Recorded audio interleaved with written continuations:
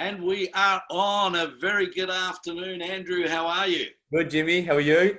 Excellent, excellent. And we are absolutely delighted and thrilled today, viewers and friends. We have got a very special guest today, a very good friend of mine and of ours, local businessman who runs a fantastic cafe roasting, coffee roasting business called Roasting Warehouse in Marshall Road, Airport West.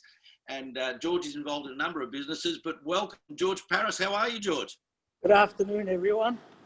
I'm really well. Great to have you with us, mate, and thanks for taking time out of your busy day to join us.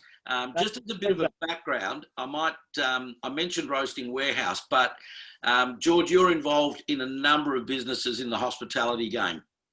Yes, that's correct. So we began probably about 20 years ago in the Melbourne CBD through a group called In a Rush. They were all situated under various towers, Bank Towers, Southgate, Freshwater, and so on. Yep. And probably about 4 years ago, we decided to slowly get out of that area by purchasing a business in Fremantle, another business in North Melbourne, and then we opened the Monster here in the back streets of Airport West. Yeah, and I've got to say, it's a fantastic Monster as well, purpose-built, brand new, and you've just clocked over 12 months being in Airport West, mate. So congratulations. Yeah, thanks very much. Obviously, the celebrations have kind of been pushed back. Yeah, look, it's been a very interesting year on all fronts because, as I said, we get to play on many levels.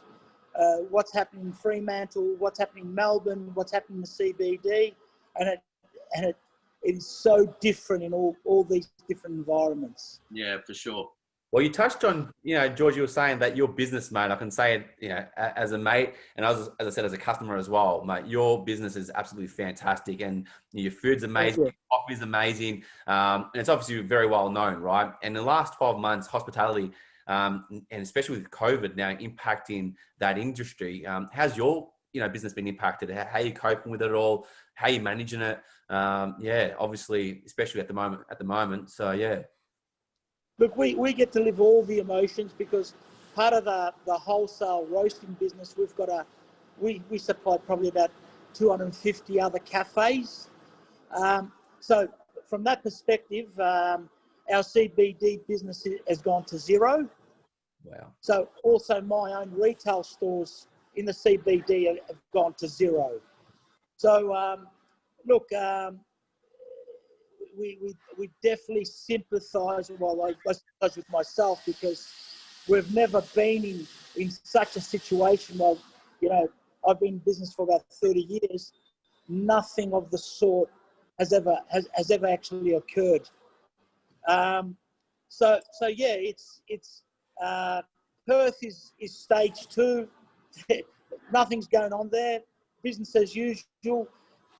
Airport West, 5 kilometre radius. We're getting really good traction from the locals, both retail, wholesale is doing reasonably well for what it's worth. And as I said, CBD is below zero. So as I said, I get to live, I get to talk to landlords, we get to talk to other cafe operators, right? So we're definitely in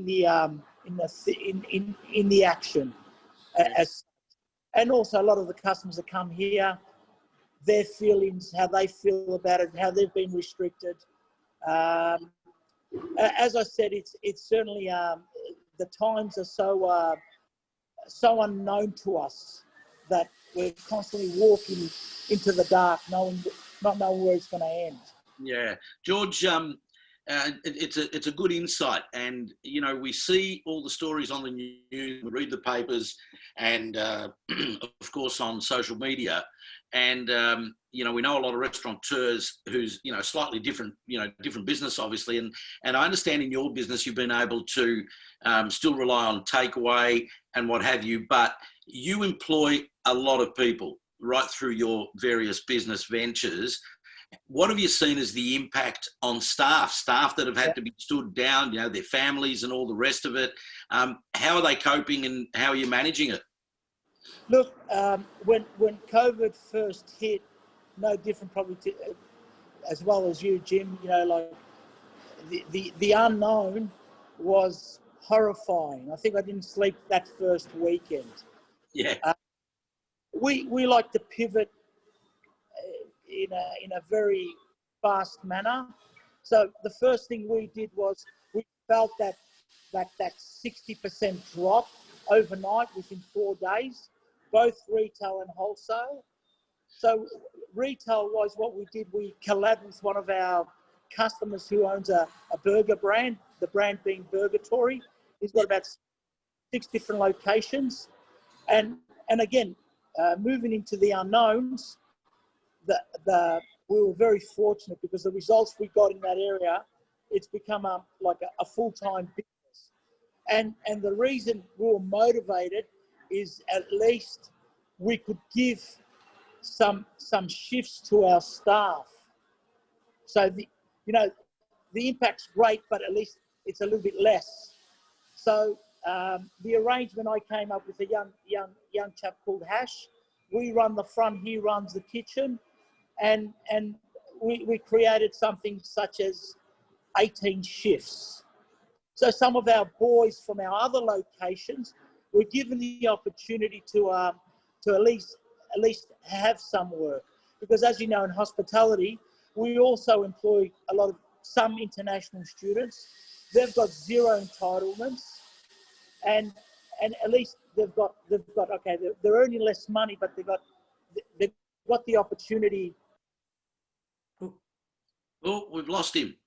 Where did he go? I don't know. He cut out on us. Hopefully he logs back in, Andrew. His battery died, Jim. I might try to send him a message, see if he can click back on the link again. He might have to get one of his boys to do it, and just let me while we're talking. Isn't it interesting, Andrew, listening to George there, what he's been able to do? Yeah. Very, very quickly is change his business. Sorry, mate, while I'm talking, I'm just trying to do this. That's okay.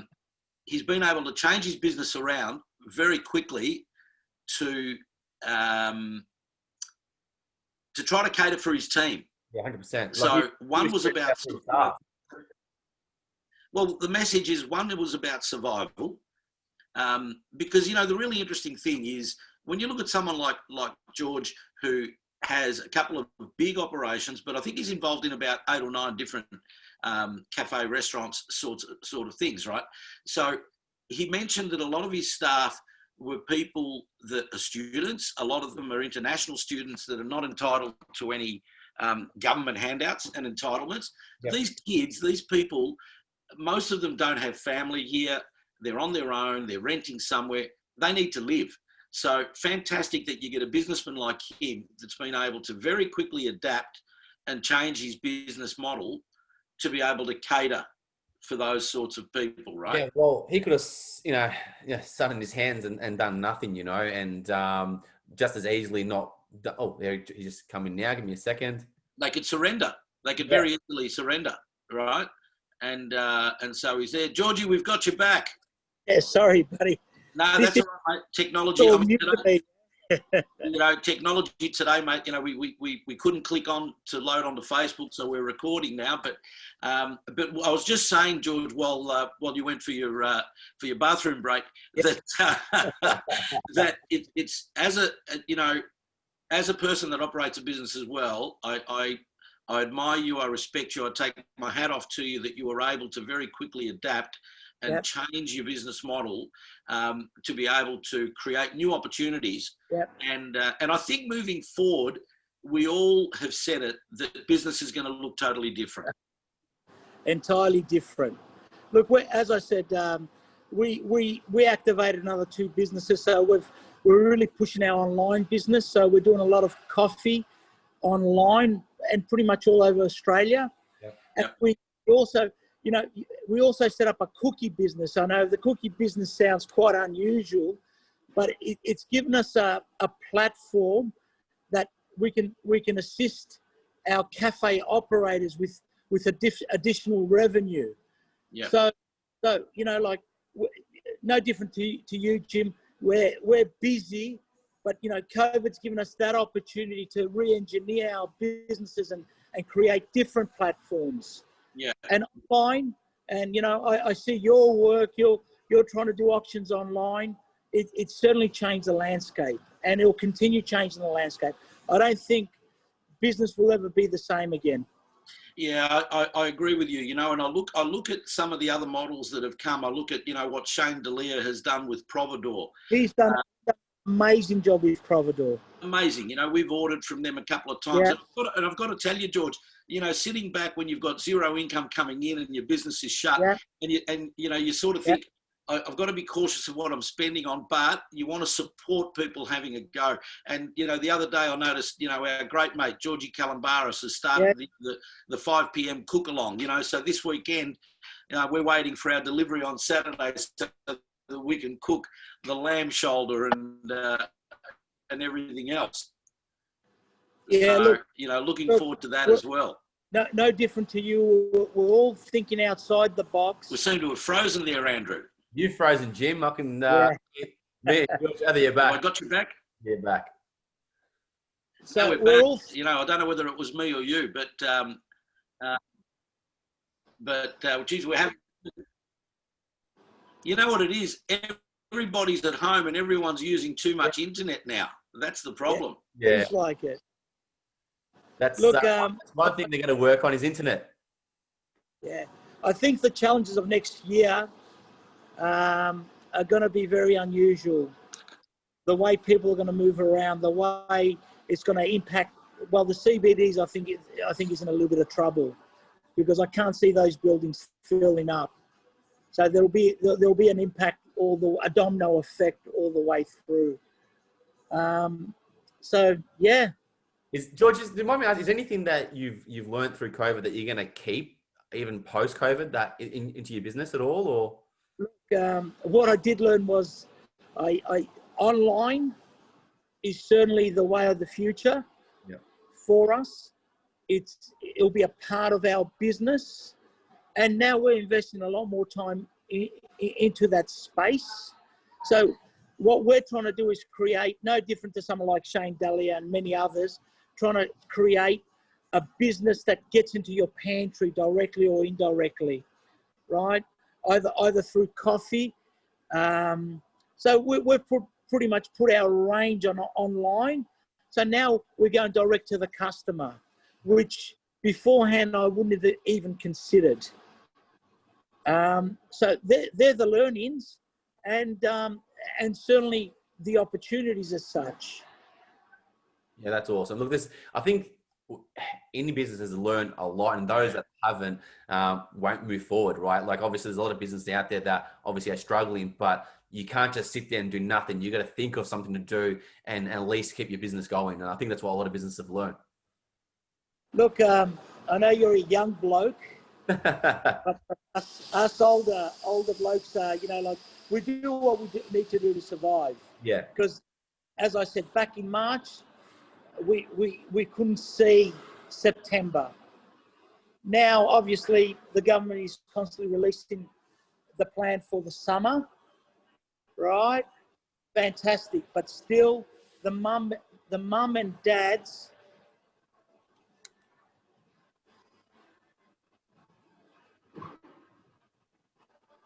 The mum and dads that run these cafes, they're the ones that are really, really going to struggle, right? Look, the suburbs have been really good for cafes, but again, obviously at a discount. But the unknown is next year. I'm not sure how it looks for your industry. They're talking about a recession. We're in a recession. I think that, we're quite fortunate that the government is helping us with some JobKeeper. Once that ends, I think we're going to be again reevaluating many things. Yeah, I think that's a fair comment, George, and that's exactly what it's going to be and what it's going to look like. I mean, we've all been through downturns. We've been through GFCs. We've been through, back in the early 90s, paying, 19 and 20% interest. Yeah. You know, funnily enough, I saw yesterday a new home loan at 1.89%, right? And Wow.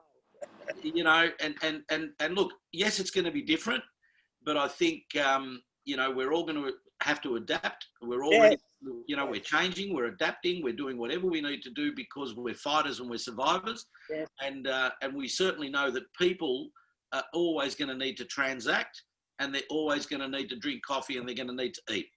So, you know, we look forward to The challenge, challenges with some vigor. You know, it gives us, it makes us think. You know, what can we do to do things a bit differently? Yeah, totally agree, Jim. Yeah. Well, I've got to tell you, Georgie boy, you know, it has been an absolute pleasure having you share some of your wisdom and some of your knowledge, and hats off to you, my friend, for Thank you. being an innovator in your line of work and in your business, and in doing everything you can to change things. We can't wait for some normality to come back, whatever our new normal is going to be, where you transform your car park into tables and chairs with outdoor dining, or whatever it is that we're going to need to do. But we can't wait to get back to some normality, mate, and be able to drop in and have lunch and have some brunch and all the rest of it. And, you know, best wishes to you, your staff, your family. Thank you for joining us, mate. And let's hope that we can all see each other pretty soon. Yeah, thank you. And I'm looking forward to that. I can't add to anything what Jim just said. That was fantastic, Jim. I can't wait either, mate, to be honest. So Lisa and I just, hanging for your doors to reopen, mate. So for everyone that's tuning in, I'll put a link below to where they can order coffee from your website and so forth as well. So they can Really appreciate the link, and it'll take them straight to where they can order the food and coffee and so forth, mate. But you got a fantastic business, mate. You got a beautiful family, and thanks for tuning in. Thank you. Much love. Thanks, boys. Enjoy. Yeah, Bye. boys. See you soon. Bye.